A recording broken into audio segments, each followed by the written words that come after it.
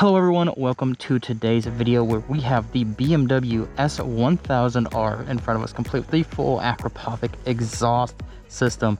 This bike is BMW's Streetfighter, right? This goes head to head with Ducati Streetfighter V4, and I've been riding it for the last probably hour or so, thanks to BMW of Southeast Michigan for throwing me the keys, and this bike is everything that you could ever imagine. So in today's video, we're going to do a little first ride, and this is a true first ride. What you guys are about to see is first hour and a half that I've ridden on this bike. So you guys are gonna get the full experience of feelings, the power, and the power is spectacular, the sound, and it's a different kind of bike, right? This inline four is really interesting in a naked setting, naked motorcycle setting, not like a naked setting.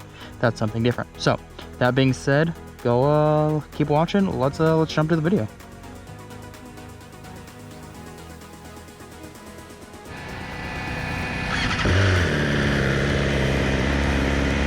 Wasn't expecting that. Sounds good.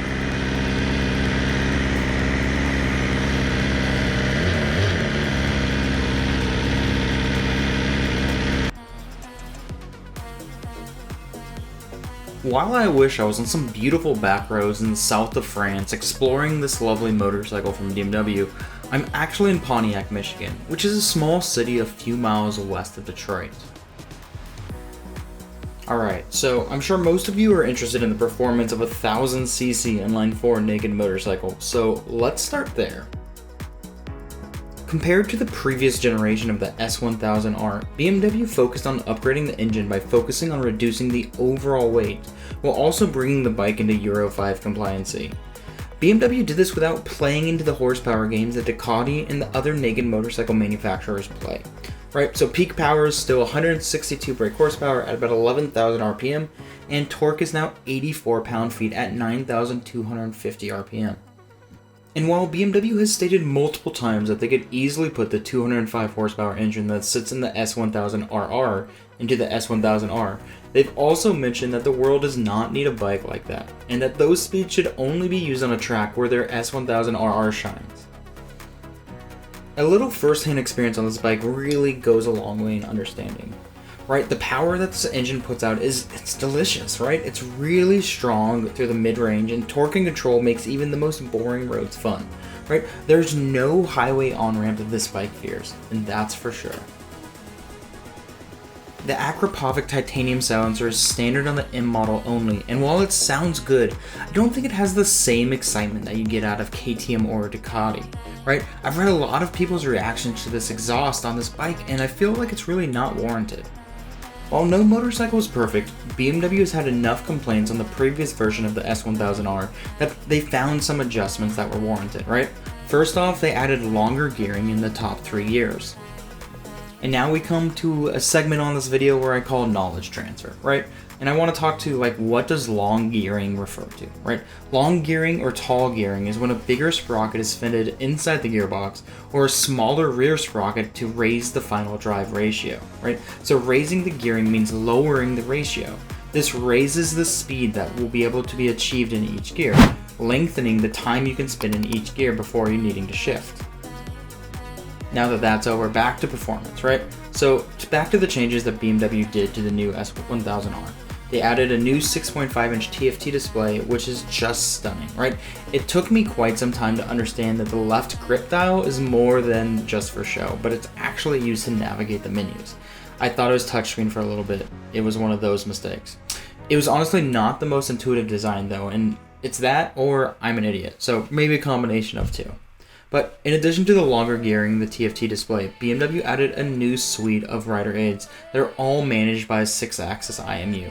Right, the system included dynamic traction control, wheelie control, hill start control, and 3 selectable riding modes: rain, road, and dynamic. And in addition to those 3 normal riding modes, BMW gave the M-Spec Dynamic Pro mode, which allows an experienced rider the ability to turn off and remove any setting as they see fit. Right, but once I figured out how to change the drive mode, I played around with the rain, road, and dynamic pro modes and found myself quite happy in dynamic. In Dynamic Pro, I felt like I was constantly trying to keep the front wheel down.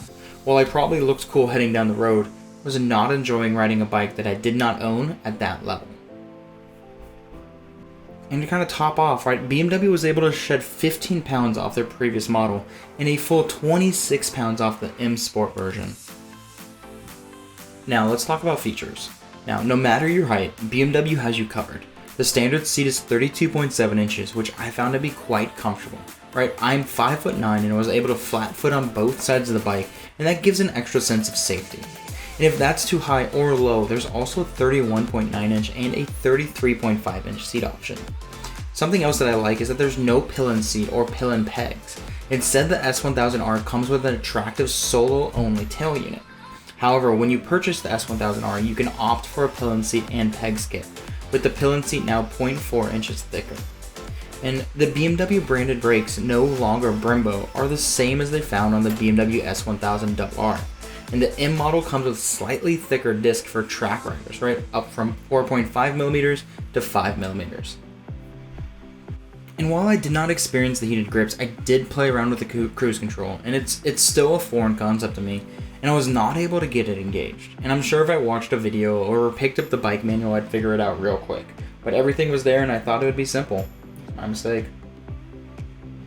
And while we briefly spoke on the TFT display earlier, I want to talk about what makes it so much better than the others, right? The 6.5 inch display is big and bright. It's extremely easy to change any setting without getting stuck in the menus. In addition to that, you've got lap times, you've got lean angle, tire pressure, and tank range, all at your fingertips. Alright, colors and price. The BMW S1000R comes in 3 colors. Racing Red for $15,040, Style Sport Gray and Yellow for $15,365, and of course the red, white, and blue of the M package for $17,890. And I definitely suggest, if you guys want, jump onto the BMW motorcycle website, build around with it. It's always fun to see what packages are available. But my ideal build would be fairly similar to what I'm riding right now, right? It's the BMW S1000R with the M package, that red, white, and blue. Obviously you need that Sport package to get that Dynamic Pro, and then Carbon package, which includes carbon wheels. Definitely a spicy looking motorcycle.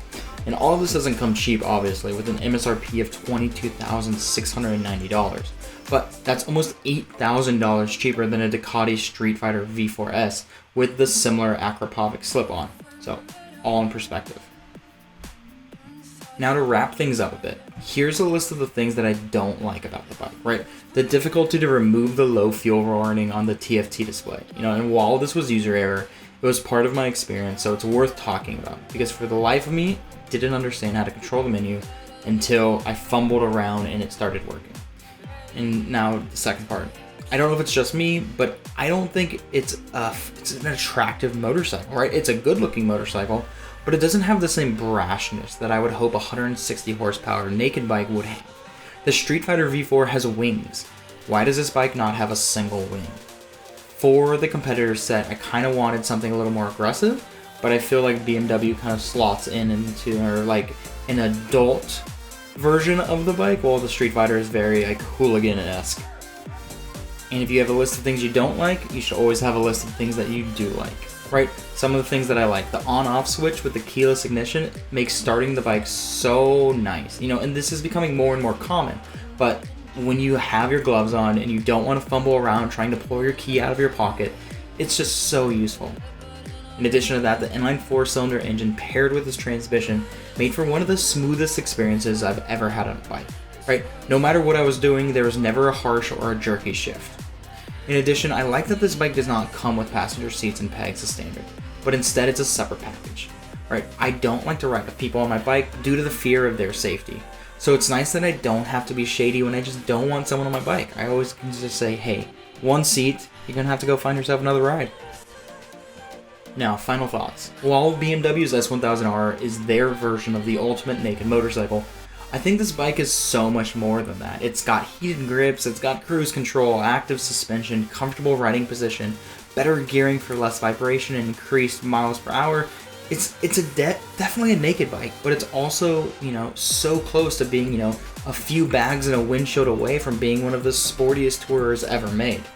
I don't think I could ever imagine being on a Streetfighter for 1,000 or 2,000 miles over a long weekend, but this bike, easily able to gobble up miles in comfort. And I think it's a great motorcycle, and I enjoyed my time on it. And when looking back, it definitely seems like one of the more adult naked motorcycles that you can buy. You know, the same fun as a Streetfighter V4, but with less horsepower and for a lot less money. But in another world, I could definitely see myself on an S1000R. And with that, that's it for today's video, everyone. You know, thank you so much for watching. If you've made it this far, do me a favor and hit that like and subscribe button.